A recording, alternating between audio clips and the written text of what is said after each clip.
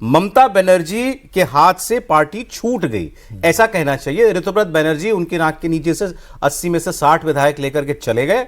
आज स्पीकर से मिले, स्पीकर ने कहा हाँ तुम ही टीएमसी और तुम ही एलओपी बन गए। कुछ नहीं कर पाई ममता जी। अब अदालती कार्रवाई होगी, सब होगा, वो आगे की कहानी है। इसको चैलेंज किया जाएगा, वो कोर्ट देखेगा जो होगा। लेकिन आज की तारीख में ममता जी के हाथ में क्या है? इधर ये प्रेस कॉन्फ्रेंस कर रहे थे ऋतुव्रत बनर्जी एलओपी बनने के बाद, स्पीकर ने अपॉइंट कर दिया, उसके बाद उनको चेंबर मिल गया ऑफिस एलओपी का, उनके घर पे मीटिंग हो रही है। 4 गाड़ियां गई आज केवल उनके घर पे।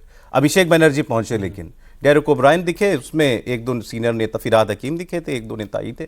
फिराद हकीम ने मेयर के पद से इस्तीफा दे दिया है कोलकाता के, वो भी बहुत बड़े मठाधीश थे वहां के, उन्होंने उनका इस्तीफा भी हो गया है। तो आज तो दोनों हाथ खाली है ममता बनर्जी के लिए। इतना सब, मेरे ख्याल से सबसे बुरा दिन होगा आज उनके जीवन का। सर इसमें तो कोई दो राय नहीं। देखिए, ममता बनर्जी ने जब पार्टी बनाई थी तो 98 में, तो उस समय ये नहीं सोचा होगा कि 15 साल मुख्यमंत्री रहेंगे, और 4 मई इससे पहले ये नहीं सोचा होगा कि हमारी 4 मई के बाद ये हालत हो जाएगी। अगर ज़रा भी अंदाज़ा होता तो जो अभिषेक बनर्जी बोल रहे थे, जो ममता बनर्जी बोल रही थी, कम से कम बोलते नहीं, इंतज़ार करते चुनाव नतीजे का, उसके बाद जो बोलना है बोलते। लेकिन जिस तरह की भाषा बोल रहे थे, जो अहंकार टपक रहा था जी, उससे पता चल रहा था कि इनको पता नहीं कि ज़मीन खिसक चुकी है पैर के नीचे से।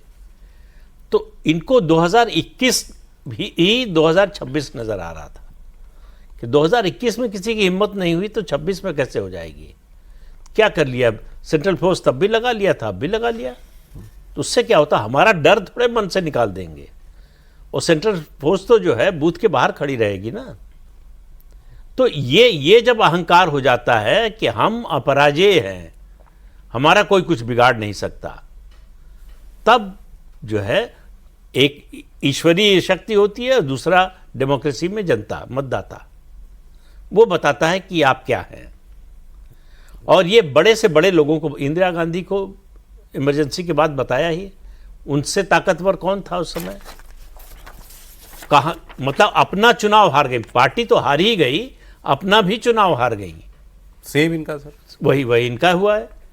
और ये तो मतलब इन्होंने तो रिकॉर्ड बनाया है ना। आज तक भारत में कोई मुख्यमंत्री पद पर रहते हुए लगातार 2 बार चुनाव नहीं। सर अभी आपने कहा कि धरती खिसक गई, जमीन खिसक गई, सर ऐसी वैसी भी नहीं खिसकी, लगा धरती को पहिए लग गए।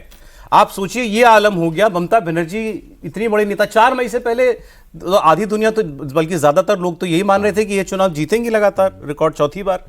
आज हालत ये हो गई है कि ऋतुव्रत बनर्जी ने ये कहा प्रेस कॉन्फ्रेंस में कि हम ममता बनर्जी को चिट्ठी लिख कर ये कहेंगे कि हमारी चीफ एडवाइजर बन जाए। सोचिए, ममता की बनाई पार्टी में ममता को चीफ एडवाइजर बनाने के लिए चिट्ठी लिख करके आमंत्रित किया जाएगा। मतलब अब जो कुछ हो रहा है, देखिए, एक तो चुनाव में हार हो गई, अब उन्हीं की पार्टी के लोग उनको अपमानित करने का काम कर रहे हैं। यस, ये अपमान तो हाँ, कि ये जो अहंकार था उसका हम दमन कर रहे हैं इस तरह से, जैसे कहते हैं पैर के नीचे कुचलना अहंकार को। शारीरिक रूप से बात नहीं कह रहे हैं, अहंकार को कुचला जा रहा है। जितना ऐसा है कि ये लोग, कुछ लोग तो ऐसे हैं जो साथ थे, वो सब करने में शामिल थे, और कुछ लोग ऐसे थे जो चुप थे, डर से चुप थे, लालच में चुप थे।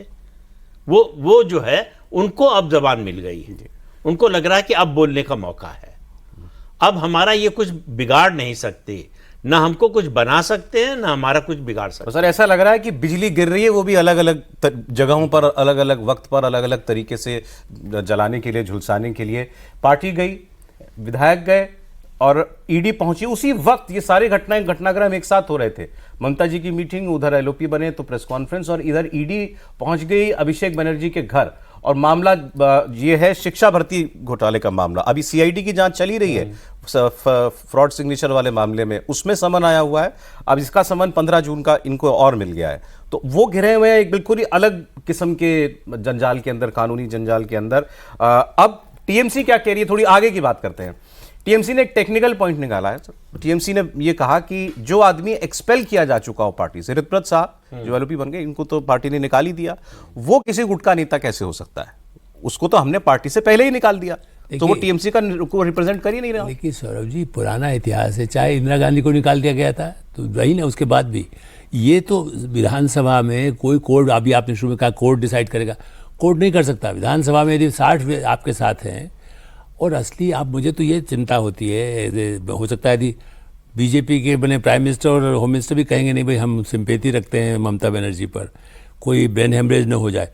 क्योंकि देखिए 2 साल पहले तक, भगवान न करे, यही तो मैं कह रहा हूँ कि हम लोग भी यही कहेंगे कि भाई किसी नेता को आप ही बताइए कि प्रधान, आप छोड़िए कि मुख्यमंत्री बनने का जो लोगों पर आतंक रखा था, उनके कुछ लोग बंगाल से, हम बल्कि इवन मीडिया के लोगों ने भी उनका दिमाग ही बना रखा था कि अब तो प्रधानमंत्री बनना है आपको। 2026 टारगेट नहीं था, इससे पहले बीच में तो ये बनने ही लगा था। आपको याद है भाई, यूँ तो इंडिया गठबंधन में भी उनको नेता बनाया जाए वो तो एक छोटी बात थी, लेकिन वो तो सपना दिमाग में बन चुका था कि अब तो प्रधानमंत्री बनेगी, मुख्यमंत्री छोड़िए।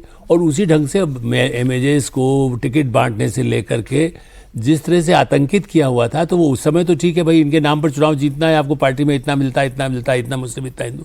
सवाल ये मेरा मानना है कि इसलिए पूरी जो झटका लगा है, इसके लिए वो बनर्जी इसलिए जिम्मेदार है, उनके आसपास के वो लोग भी है। जो राहुल गांधी के लिए भी कहता होगा, आपको प्रधानमंत्री बनेगा होता वो कुछ भी नहीं बने, हो सकता है ये सारा मेंबरशिप भी खत्म हो जाए कहीं, तो क्या करेंगे, नागरिकता चली जाएगी तो क्या करेंगे। ममता बनर्जी के लिए इतना बड़ा शौक, देखिए ये सही है कि वो एक समय में बहुत डैशिंग हो रही, बंगाल के बाहर उनकी कोई लोकप्रियता वैसी नहीं थी, लेकिन हाँ ये बना कि उनकी इमेज ये थी कि भाई बड़ी चप्पल पहनती है, माँ के पास रहती है, बड़ी साधारण ढंग से अपना किया, जो त्रिपुरा के या दूसरे जो लेफ्ट कम्युनिस्ट मार्क्सवादी लोगों का नेता था, उस इमेज के बाद ये सोचना कि प्रधानमंत्री बनेंगे 2026 है, उसके बाद तो बस पहले बीच में टूट गया, चूंकि वो तो गठबंधन वाले में राहुल गांधी के अलावा कोई दिख ही नहीं रहा था, ममता पहले ही अलग हो।